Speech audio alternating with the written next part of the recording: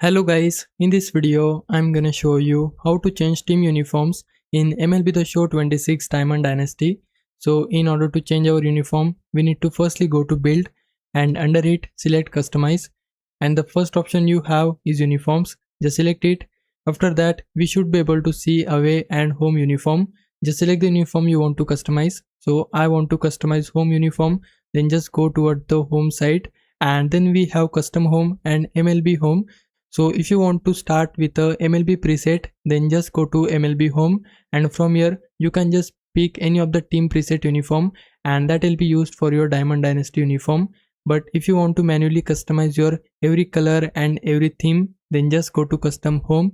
Under it we can change the cap, base style, colors, and you can just go through all of these options such as stripes and stripe color, and then you can customize your own uniform in MLB The Show 26.